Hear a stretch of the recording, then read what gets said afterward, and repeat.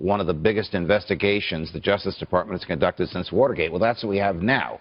We have one of the biggest investigations that the Justice Department has conducted since Watergate, being run by somebody who was not appointed by the President of the United States. So that's President Trump's frustration, and I understand that.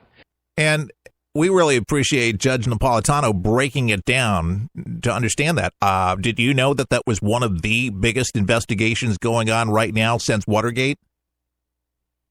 Reason to be concerned? You know how much resources are taking place right now? The statement to the New York Times, wow, I wonder what Jeff Sessions, our Attorney General, is actually thinking about all of that. The statement he made to the New York Times has got to be just demoralizing to the Attorney General and to many, many good people in the Justice Department who work there. Trump is on the warpath and wanting to expose, and folks, I mentioned this, we'll continue mentioning it, it is draining the swamp. Sessions would have just done him, have done himself a big favor, and the president, and with the headaches that are going right now to recuse himself, it would have been easier for him just to, he should have just got out of there. I mean, altogether, just step down. That would have been better, less embarrassment for everybody involved. And what does the judge have to say about that? I think that the failure to mention having shaken hands with the Russian ambassador on two receiving lines is an insufficient basis for the Attorney General to say, I'm out of this huge investigation. If he does. And calling him out on that was kind of ridiculous. And that's what really, really ticked. I mean, that's a huge position. And Trump stuck his head out for his Attorney General, and to do that, I mean, this is just a big embarrassment altogether. And we wouldn't be here, really, largely speaking, to the scope that it is now, had he just done the right thing. And he should have been smart enough, you would have thought, during the whole process. But when Trump was talking to the Times, Trump blasted Sessions for his recusal. So the general thinking is, at this moment, and Judge Napolitano, and for several other columnists, the writing's on the wall, Jeff Sessions, he's going to have to give his resignation, or he's going to be canned. I mean, the classier way at this moment, if there's any classy way possible, he needs to just resign. He needs to get out of the position, needs to go back home and get out of there, because this is a tarnish on the White House right now. This is no good, because this is the fodder. This is the fodder that the mainstream media just loves to sit there and smear. These are all the things that we don't need right now as a country at large, but especially the GOP. We don't need it at all.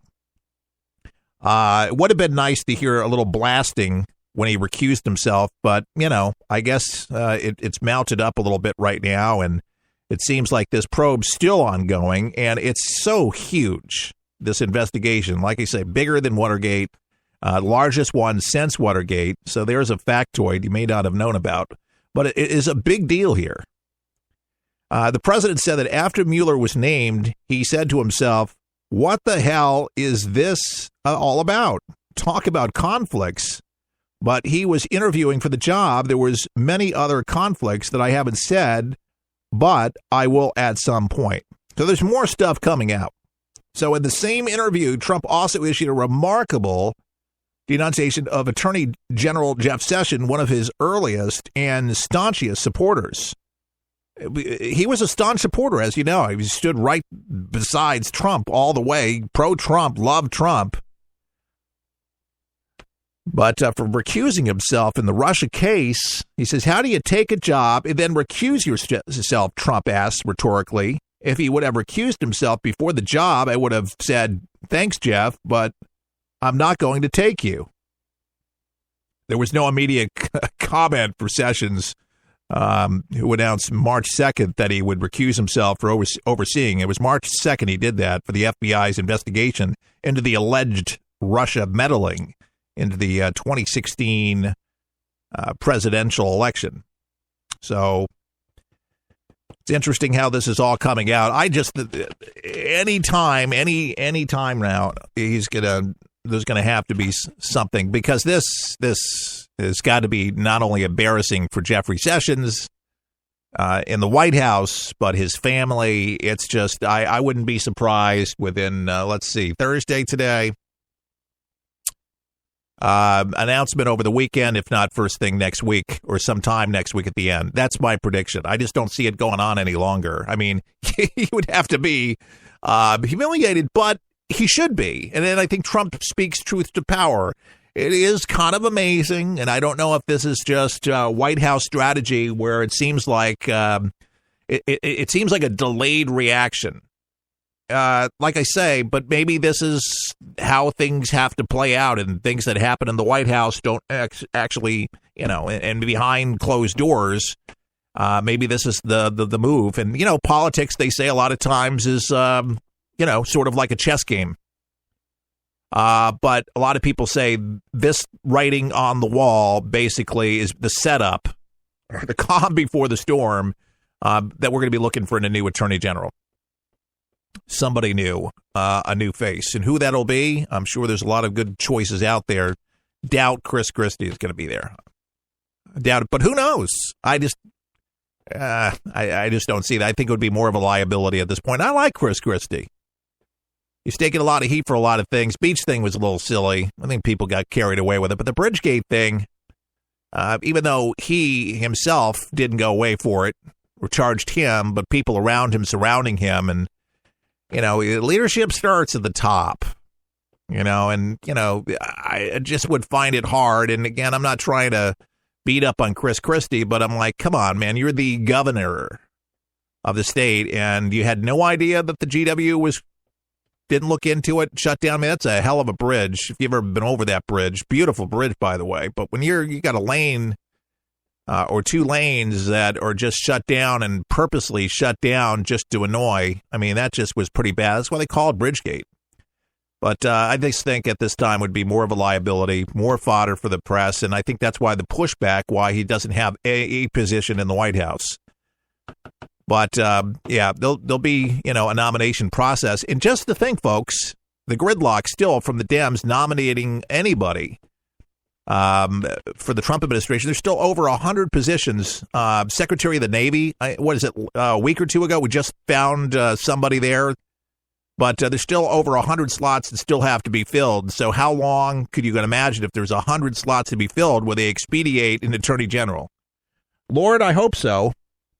Because that is kind of a important position to be filled, don't you think? Another police story out of Virginia. But some comments about that. And look ahead, CNN, some numbers there about their coverage and some numbers and what people are saying there. You'll be real amazed to hear it. We'll be back with more For the People right after this. You survive this thing called life. We're for the people, for the people, for the people is there. It's unlike anything you've ever been through in your life, man. I was driving. This kid threw a grenade at us and went right over our vehicle. It was 12 years old. The shockwave went through my head, rattled up my brain, and left. Danger is around you 360 degrees at all times, and you can't unlearn that. It's impossible to describe the sacrifices these men and women have made to protect our freedoms. And the job of rebuilding their lives is massive and growing every day. Many will need the programs offered by the Wounded Warrior Project for years to come. I didn't know what PTSD was. All I knew is I was having nightmares. And when I got released, my reintegration was go check in at the VA, man. My first coping mechanism was use drugs. Just numb it. Don't feel anything. I was angry. I'm trying to pull myself out of that right now.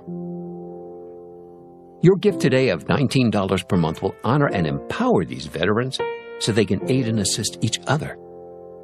The Wounded Warrior Project is a life raft.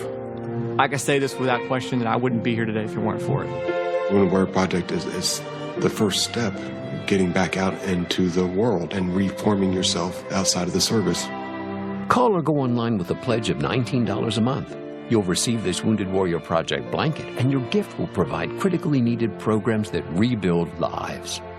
And that was my first feeling of actually being a part of something bigger than myself again. Well, I lost a few really close friends overseas, and if I quit, I'm going to let them down, and I'm not about to do that.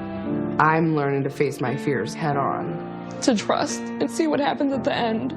It's a long process, but I had the drive and desire. Please, call or go online with your gift right now. Get ready, get set for 123 Ready TV, the brand new app that everyone's talking about for your PC or Android device that allows you access to most every movie or TV show ever made. Sound incredible? Well, it is, because once you pay $19.99, that's all you pay. Just the movies and TV shows you like without the hassle. The internet streams everything already. What 123 Ready does is it finds them, then delivers them directly to you, commercial-free. There's nothing quite like it, and it's available now at forthe-people-show.com. That's forthe-people-show.com. And before you buy 123 Ready TV, watch the video and see how simple it is to start watching all those movies and TV shows. If you like movies and TV shows, but don't enjoy paying for all of them, no problem. Just pay $19.99 and start enjoying countless titles and entertaining TV better than anyone. Get your 123 Ready TV for $19.99 at forthe-people-show.com. Just click on the store page. Some things in life need a little attention. Like a plant. If not watered, it begins to turn brown. But if watered properly, its leaves turn green again. Like a plant, For the People needs watering too. Your thoughtfulness provides sustainability for us to grow and reach our full potential. You see, For the People depends on you to broadcast this program to help inform and educate folks so you can make a difference right where you are.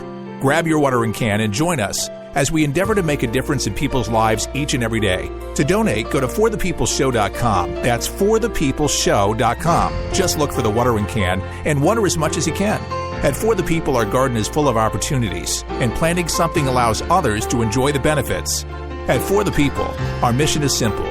Give you the news that matters with good old-fashioned common sense, mixed with a conservative point of view. Simply log on to our website at forthe-people-show.com. That's forthe-people-show.com. Thanks for your support. No fake news, just common sense. We're For the People. I'm Keith Allen, your host. Thanks so much for joining us. All right, to Virginia we go, and to Mickey D's. Occasionally I go to McDonald's. I'm not a Big Mac guy anymore, and for many, many years, don't do fast food. Five Guys is a whole lot better, that's for sure. But here it is again. People not liking the police. A uniformed police officer in Virginia said that he was refused service at a local McDonald's because, simply, he was wearing a uniform.